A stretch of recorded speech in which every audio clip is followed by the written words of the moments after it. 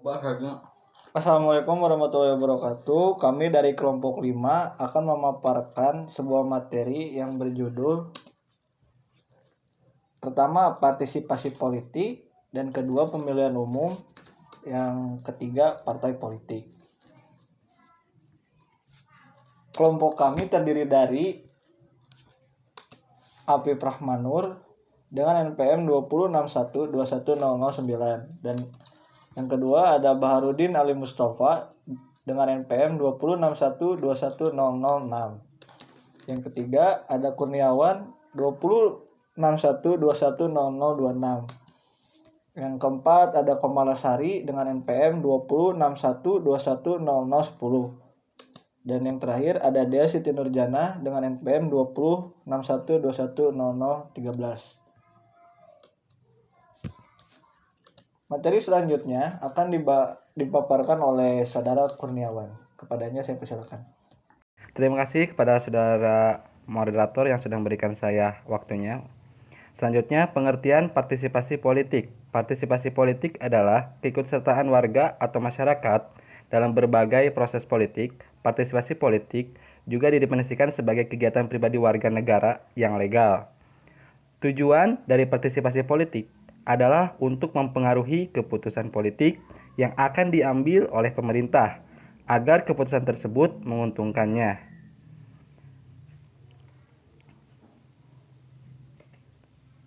Selanjutnya, ciri-ciri. Yang pertama, selalu ada kelompok yang memerintah dan diperintah.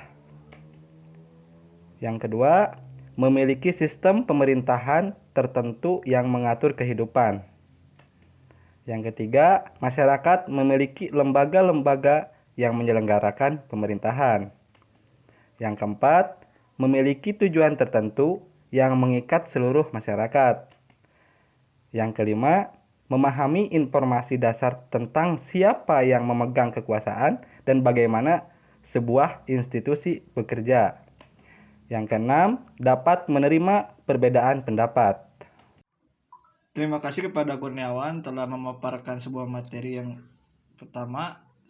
Materi selanjutnya akan dijelaskan oleh Saudari Dea Siti Nurjana. Kepadanya saya persilakan. Terima kasih kepada moderator. Baik, di sini saya akan memberikan contoh terhadap partisipasi partai politik.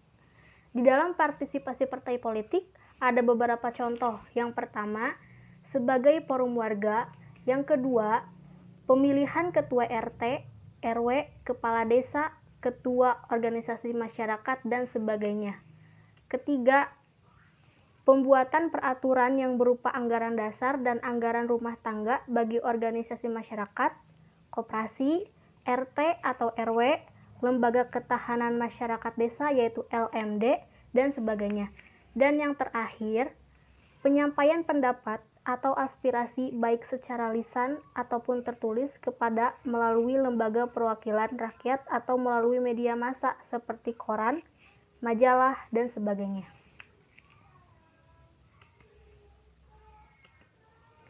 Selanjutnya ada pemilihan umum. Dalam literatur ilmu politik, pemilu yang dalam bahasa Inggris dinamakan dengan general election adalah merupakan sarana untuk mewujudkan kedaulatan rakyat dengan tujuan memilih para wakil rakyat dan pemimpin politik dari level terendah sampai dengan level tertinggi. Terima kasih, saya kembalikan kepada moderator. Terima kasih kepada Saudari Dea.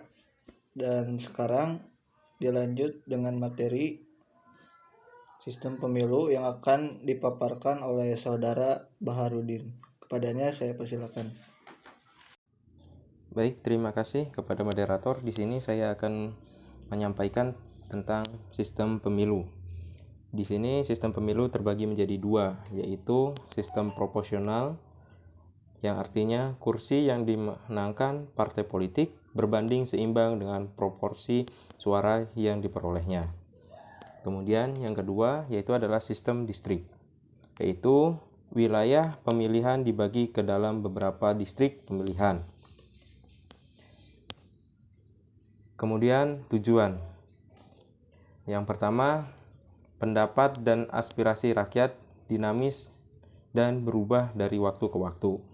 Yang kedua, kondisi kehidupan bersama dalam masyarakat berubah baik karena faktor internal maupun internasional. Yang ketiga, pertambahan jumlah penduduk yang berakibat adanya new voter yang berbeda dengan orang tuanya. Dan yang keempat, yaitu menjamin terjadinya penggantian kepemimpinan agar tidak terjadi absolutisme. Saya serahkan kembali ke moderator. Terima kasih kepada Barudin yang telah menyampaikan materi. Materi selanjutnya akan dibahas oleh Saudari Komalasari. Kepadanya saya persilakan. Apa yang dimaksud dengan partai politik? Menurut Gabriel Almond 1983, partai politik adalah organisasi politik yang terdiri dari 3 anggota atau lebih yang bertujuan untuk memperoleh kekuasaan politik. Kemudian, menurut Maurice de Verger 1986, partai politik merupakan kumpulan orang-orang yang mendasarkan ikatan pada kepentingan politik untuk memperjuangkan kursi-kursi politik dalam penyelenggaraan negara atau pemerintahan. Apa signifikansi partai politik? Signifikansi partai politik ada 3, yaitu partai politik sebagai salah satu pilar dalam demokrasi. Yang kedua, partai politik sebagai lokomotif dalam negara demokrasi, dan yang terakhir, partai politik sebagai peserta dalam pemilu. Terima kasih, saya kembalikan kepada moderator. Terima kasih kepada Saudari Komalasari yang telah menyampaikan materi. Materi selanjutnya akan disampaikan oleh Saudara Barudin. Kepadanya saya persilakan. Terima kasih kepada moderator. Di sini saya akan menyampaikan sistem kepartaian yang ada di dunia. Yang pertama adalah sistem satu partai. Hanya ada satu partai dalam suatu negara. Biasanya diterapkan dalam negara sosialis. Yang kedua, sistem 2 partai, yaitu hanya ada 2 partai dalam suatu negara. Ditujukan untuk kestabilan politik.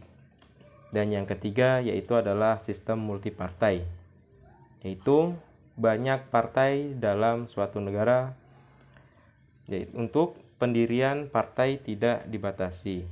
Terima kasih, saya kembalikan kembali ke moderator. Baik, cukup sekian yang bisa kami sampaikan dari pemaparan yang telah kami sampaikan. Dapat disimpulkan bahwa pemilu dengan partai politik merupakan konsep yang tidak bisa dipisahkan. Pemilu membutuhkan partai politik sebagai kontestannya, sedangkan partai politik membutuhkan pemilu sebagai saran memilih wakil-wakilnya yang akan duduk dalam legislatif maupun kabinet. Cukup sekian yang dapat kami sampaikan. Terima kasih. Wabillahi taufiq wal hidayah. Wassalamualaikum warahmatullahi wabarakatuh.